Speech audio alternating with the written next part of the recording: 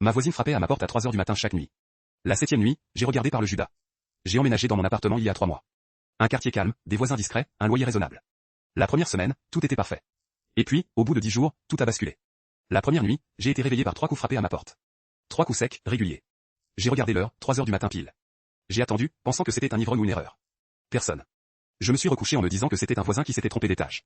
La nuit suivante, même scénario. 3 coups à 3 heures du matin.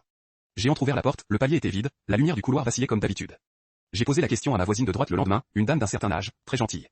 Elle m'a regardé bizarrement et a dit que je devais avoir rêvé, que personne ne frappait la nuit dans cet immeuble. La 3e nuit, les coups sont revenus. 3 coups, 3 heures du matin. La 4e, pareil. La 5e, j'ai décidé de rester éveillé, assis sur le canapé, en attendant. À 3 heures pile, les coups ont retenti. J'ai bondi vers la porte et j'ai collé mon œil au Judas. Rien. Le palier était vide.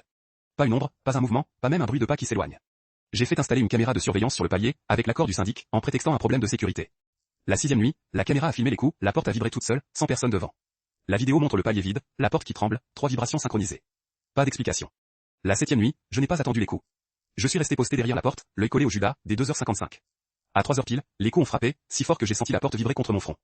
Et j'ai vu quelque chose que la caméra n'avait pas capté. Dans le Judas, il n'y avait pas le palier vide habituel. Il y avait un œil.